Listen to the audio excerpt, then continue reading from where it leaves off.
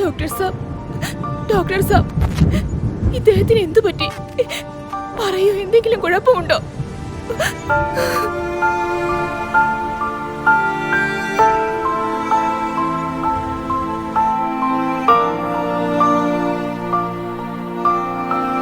ഹേ പ്രഭു, ഹേ ഈശ്വർ, ഹേ ഭഗവാൻ, ഞാൻ ഇത്രയും ദിവസമായി എന്റെ ജീവിതം അത്രയും നിന്റെ വ്രതം അനുഷ്ഠിച്ചു വരികയാണ്. ഹേ പ്രഭു, ഞാനിപ്പോൾ വളരെയധികം സങ്കടത്തിലാണ്.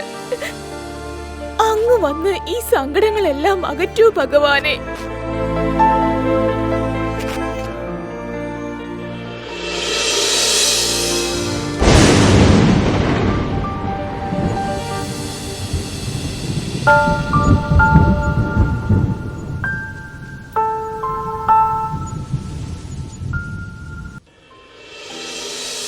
മകളെ, ഞാൻ എല്ലാ മനുഷ്യരുടെയും സങ്കടങ്ങൾ ദൂരെ അകറ്റാൻ വന്നിരിക്കുകയാണ്.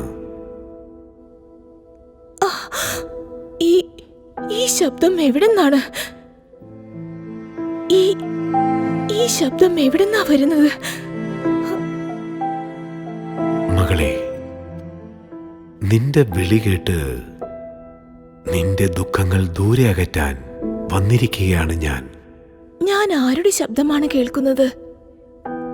ഇത്രയും ശാന്തിദായകമായ സ്വരം ആരുടേതാണ്? അങ്ങ് ആരാണ്? മകളെ, ഞാൻ നിങ്ങളുടെയെല്ലാം പരമപ്രിയനായ ഭഗവാനാണ് സംസാരിക്കുന്നത്. ആരെയാണോ നിങ്ങൾ മനുഷ്യർ വളരെ കാലമായി വിളിക്കുന്നതും കാണുവാനായി ആഗ്രഹിക്കുന്നതും, നിങ്ങളെല്ലാവരും എൻ്റെ തന്നെ രചനയാണ്. എന്നാൽ നിങ്ങൾ ആരും തന്നെ എൻ്റെ യഥാർത്ഥ രൂപത്തെ അറിയുന്നില്ല. ഞാൻ ആരാണ്? എൻ്റെ രൂപം എന്താണ്? എങ്ങനെ എന്നിലേക്ക് എത്തുവാൻ സാധിക്കും? ഒന്നും നിങ്ങൾക്ക് അറിയില്ല. എനിക്ക് വേണ്ടിയുള്ള തിരച്ചിലിൽ നിങ്ങൾ വളരെ കഷ്ടതയും ദുഃഖവും അനുഭവിച്ചു. ഭഗവാനെ, ഇതെന്താണ് ഞാൻ കേൾക്കുന്നത്? സത്യമായും അങ്ങ് വന്നുവോ? അതേ മകളെ, ഞാൻ ഭഗവാനാണ് സംസാരിക്കുന്നത്. ഹേ ഈശ്വർ, ഹേ പ്രഭു, കൃപയുണ്ടാകണേ, കൃപ ചൊരിയണേ ഭഗവാനെ. അങ്ങയുടെ പരിചയം നൽകി എനിക്ക് മാർഗദർശനം തന്നാലും ഭഗവാനെ, എനിക്ക് മാർഗദർശനം നൽകിയാലും. തീർച്ചയായും മകളെ, മനുഷ്യർ ഭിന്ന ഭിന്ന ഭാഷകളിൽ എനിക്ക് ഭിന്ന ഭിന്ന നാമങ്ങൾ നൽകിയിരിക്കുന്നു. വാസ്തവത്തിൽ പല പല നാമത്തിൽ നിങ്ങൾ എല്ലാവരും വിളിക്കുന്നത് എന്നെ ഒരാളെ തന്നെയാണ്. ഹേ ഭഗവാൻ, ഹേ റാം, ഹേ പ്രഭു, ഹേ ഈശ്വർ, ഓ ഗോഡ്, അല്ലാഹ്, ഹുദാ. എന്നാൽ ആരും തന്നെ പരമാത്മാവായ എന്നെ യഥാർത്ഥ രീതിയിൽ അറിയുന്നില്ല. മനുഷ്യർ ഒരുപാട് നാമങ്ങൾ എനിക്ക് നൽകിയിട്ടുണ്ട്. രുദ്രൻ, വിശ്വനാഥൻ, സോമനാഥൻ, മഹാദേവൻ. എന്നാൽ എൻ്റെ ശരിയായ ഒരേ ഒരു നാമം ശിവൻ എന്നാണ്. എന്നെ എക്കാലവും ശിവൻ എന്ന് തന്നെയാണ് വിളിക്കുന്നത്. എൻ്റെ നാമം ഒരിക്കലും മാറുന്നില്ല. മനുഷ്യാത്മാക്കളുടെ നാമം മാറിക്കൊണ്ടേയിരിക്കും. എന്തെന്നാൽ മനുഷ്യർ പുനർജന്മങ്ങൾ എടുക്കുന്നു. എൻ്റെ മഹിമയായി നിങ്ങൾ പാടുന്നതല്ലേ ഏക് ഓംകാർ, സത്നാം, അജോനി, അഭോക്ത, അഗായൻ, അകർമാവ്. ഇതിൻ്റെ അർത്ഥം ഞാൻ ഒരിക്കലും കർമ്മബന്ധത്തിൽ വരുന്നില്ല. അജോനി, ഞാൻ ജനന മരണങ്ങളിൽ ബന്ധിതനല്ല. അഭോക്ത, അർത്ഥം ഞാൻ പഞ്ചതത്വങ്ങളെ ഒരിക്കലും ഉപയോഗിക്കുന്നില്ല. അഗായൻ, അർത്ഥം ആർക്കാണോ ആകാരമില്ലാത്തത്. ഞാൻ അകാലമൂർത്തി, കാലനും കാലൻ, മഹാകാലനും ഞാൻ തന്നെ.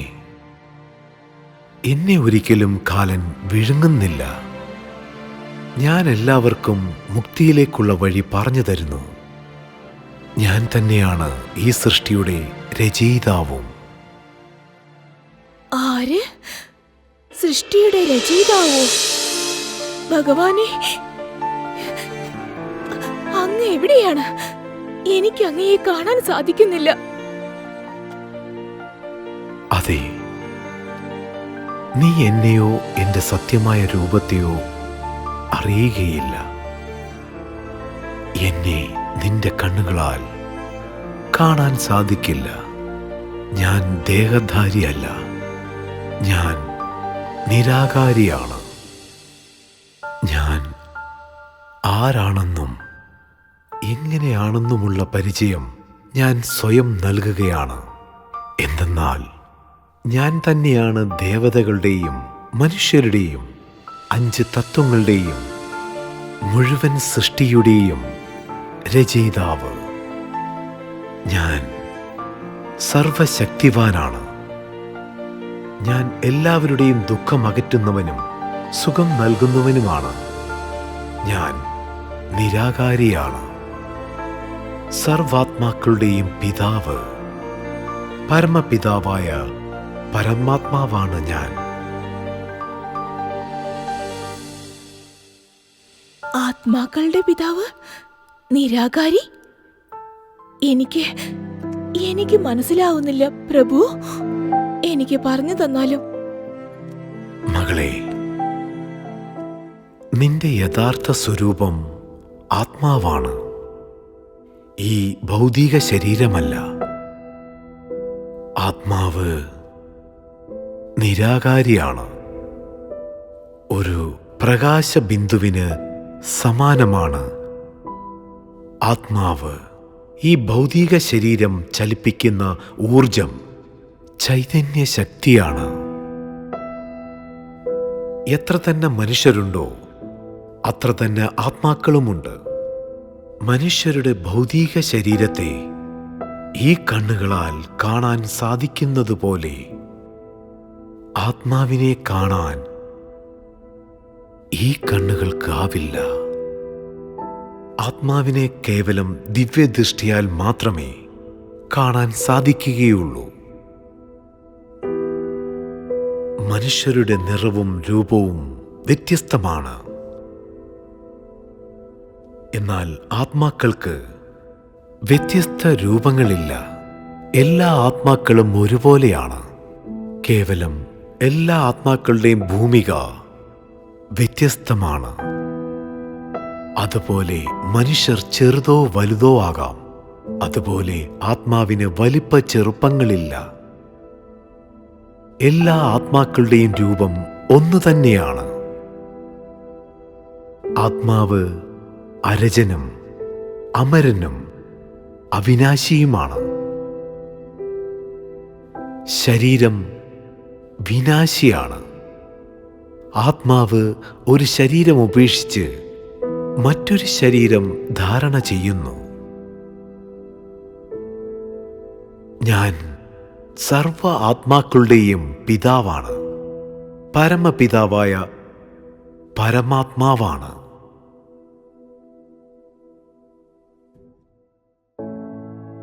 ആത്മാവിൻ്റെയും പരമാത്മാവിൻ്റെയും രൂപം ഒരുപോലെ തന്നെയാണ്.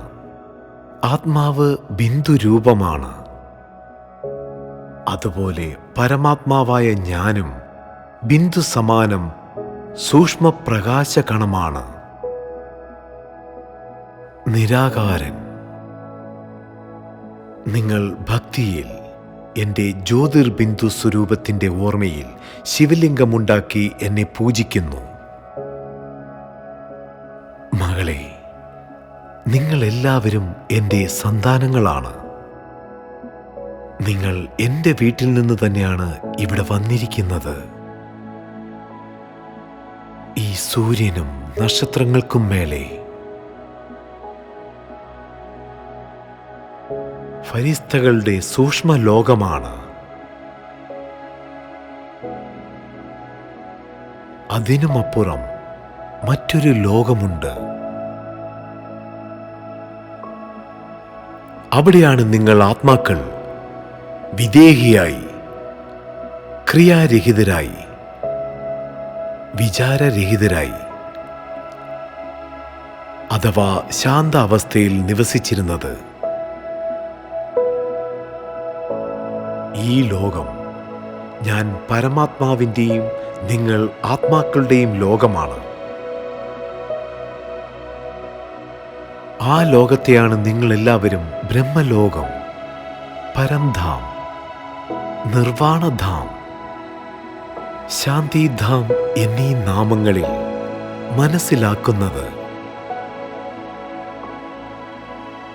ആത്മാക്കളായ നിങ്ങളെല്ലാവരും ഇവിടെ നിന്നാണ് ഭൂമിയിലേക്ക് പോയത്.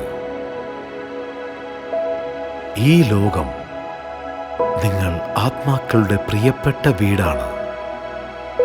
ഈ ഭൂമി ഒരു രംഗവേദിയാണ്. എവിടെയാണോ നിങ്ങൾ ആത്മാക്കൾ ദേഹരൂപമാകുന്ന വസ്ത്രങ്ങൾ അണിഞ്ഞ് തൻ്റേതായ വേഷങ്ങൾ അവതരിപ്പിച്ചു വന്നത്,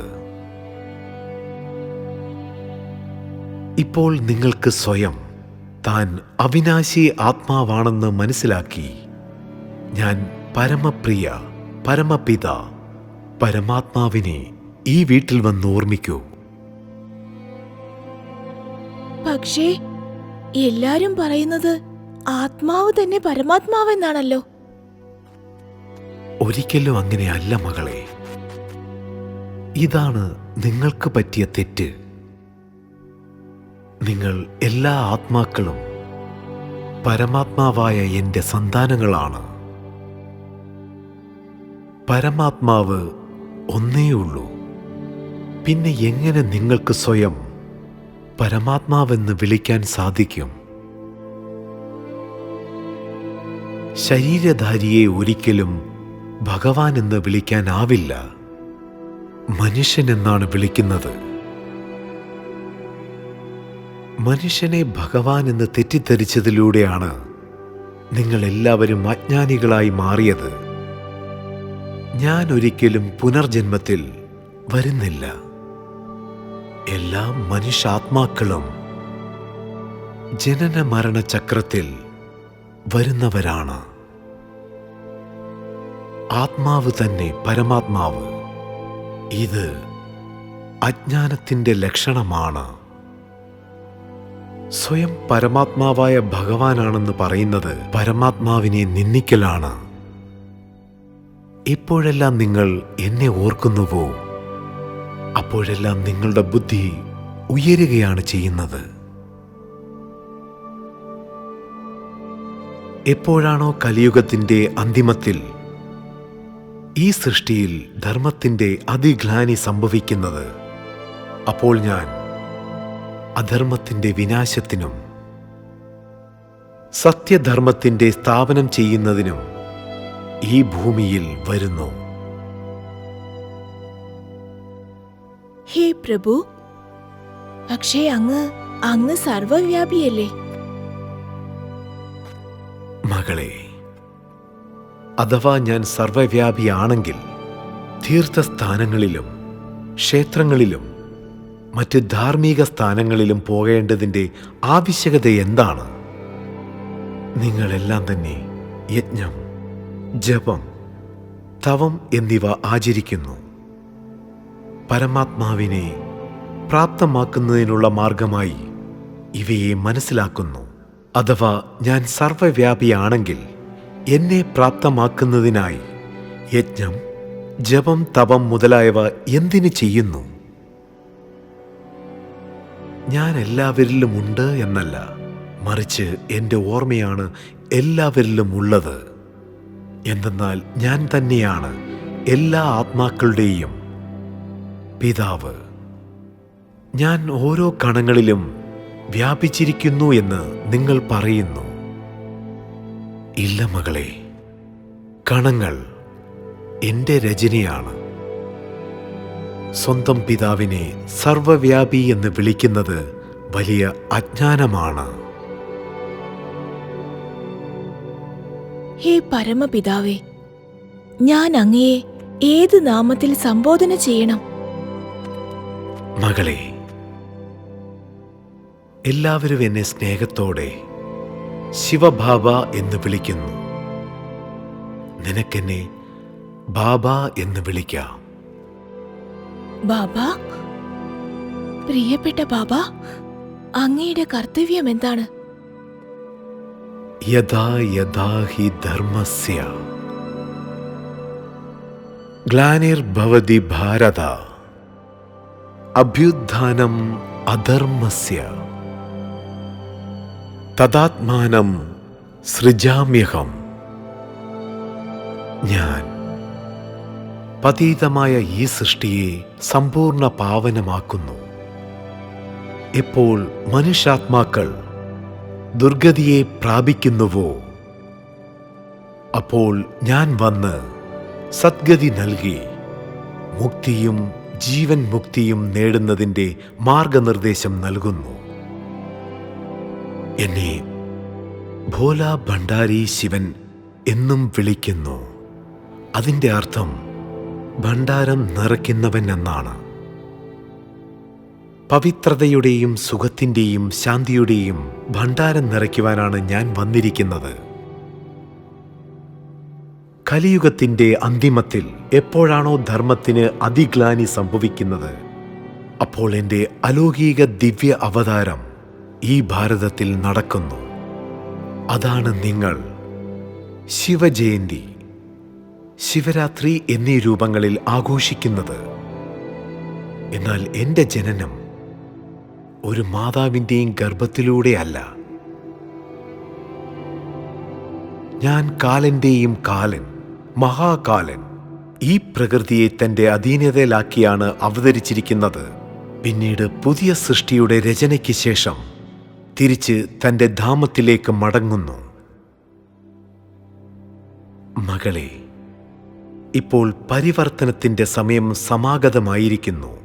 എന്നെ തിരിച്ചറിയുന്ന ഏക സമയവും ഇതുതന്നെയാണ്. ഈ സമയത്തെ പുരുഷോത്തമ സംഗമ യുഗമെന്നാണ് പറയുന്നത്. സംഗമം എന്നാൽ കലിയുഗത്തിൻ്റെയും സത്യയുഗത്തിൻ്റെയും സംഗമം. ഈ സംഗമയുഗത്തിൻ്റെ ആയുസ് വളരെ കുറവാണ്. ഇത് തന്നെയാണ് ഏറ്റവും ശുഭവും മംഗളകരവുമായ സമയം. മകളെ, ഈ സമയം ഞാൻ അവതരിക്കുകയും രാജയോഗം പഠിപ്പിക്കുകയും ചെയ്യുന്നു. അങ്ങ് ഈ ഭൂമിയിൽ വന്നിട്ടും എന്തുകൊണ്ടാണ് ഞങ്ങളെല്ലാം ഇത്ര കഷ്ടതകൾ അനുഭവിക്കുന്നത് പ്രഭു? ഞാനോ എന്റെ പതിയോ മുഴുവൻ ജീവിതത്തിലും അനുചിതമായ ഒന്നും തന്നെ ചെയ്തിട്ടില്ല.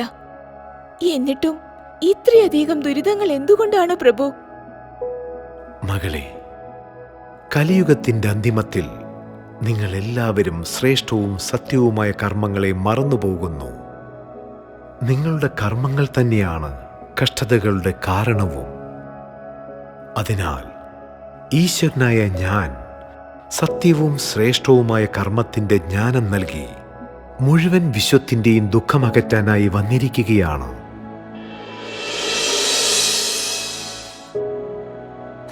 പക്ഷേ ബാബ, ഈ കഷ്ടതകളിൽ നിന്ന് മോചനം എങ്ങനെ ലഭിക്കും?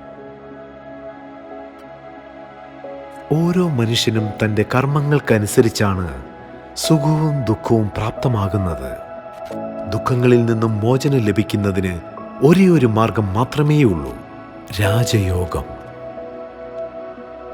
ബാബ, ഈ രാജയോഗം എന്താണ്? മകളെ, എന്നെ ഓർമ്മിക്കുന്നത് തന്നെയാണ് രാജയോഗം. ഇത് ഭാരതത്തിൻ്റെ പ്രാചീന യോഗമാണ്. ഇത് വളരെ മഹത്തരമാണ്. രാജയോഗത്തിലൂടെ നിങ്ങളുടെ ജന്മജന്മാന്തര പാപങ്ങൾ ഭസ്മമാകുന്നു. സ്വയത്തെ ബിന്ദുരൂപ ആത്മാവാണെന്ന് മനസ്സിലാക്കി ജ്യോതിർബിന്ദുവായ പരമാത്മാവിനെ ഓർമ്മിക്കുക എന്നത് തന്നെയാണ് രാജയോഗം. രാജയോഗത്തിൻ്റെ അർത്ഥം ഓർമ്മ. തൻ്റെ ബുദ്ധി കൊണ്ട് പരമപിതാവായ പരമാത്മാവിനെ ഓർമ്മിക്കുക.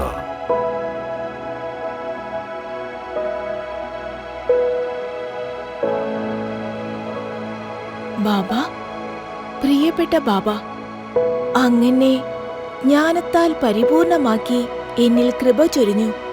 അങ്ങേക്ക് എന്റെ ഹൃദയം നിറഞ്ഞ് നന്ദി പറഞ്ഞുകൊള്ളട്ടെ ബാബ. അങ്ങന്റെ ജീവിതത്തിലെ എല്ലാ ദുരിതങ്ങളെയും ദൂരെ അകറ്റി ബാബ. ഞാൻ നിത്യവും എന്റെ അവിനാശി ആത്മീയ രൂപത്തിൽ സ്ഥിതി ചെയ്ത് അങ്ങയെ ഓർമ്മിച്ചുകൊണ്ട് എന്റെ ജീവിതം ദിവ്യമാക്കി തീർക്കും ബാബ. അങ്ങേക്ക് ഞാൻ വളരെയധികം നന്ദി അർപ്പിക്കുന്നു ബാബ. തീർച്ചയായും മകളെ, നമ്മൾ വീണ്ടും കണ്ടുമുട്ടുന്നതായിരിക്കും.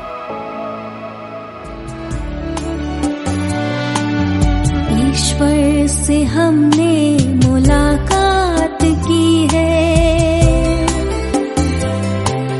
मन भावनी सी मधुर बात की है। ईश्वर से हमने मुलाकात की है, मन भावनी सी मधुर बात की है। मिली है खुशी हमको प्रभु से मिलन की, मिली है खुशी हमको प्रभु से मिलन की। वरदानों की हम पे बरसात की है, वरदानों की हम पे बरसात की है। ईश्वर से हमने मुलाकात की है, मन भावनी सी मधुर बात की है।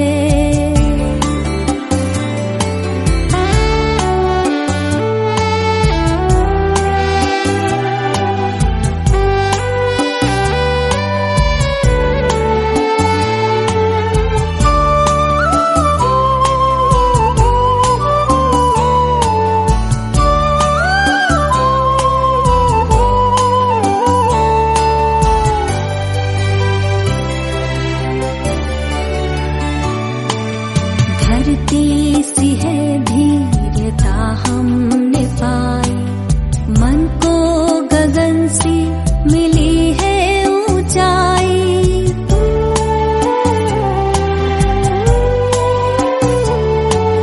धरती सी है धीरता हमने पाई, मन को गगन सी मिली है ऊंचाई। सागर सी गहराई आई हृदय में, सागर सी गहराई आई हृदय में। संतुष्टता जिंदगी में समाई, सुंदर ख्यालों की सौगात दी है। मन भावनी सी मधुर बात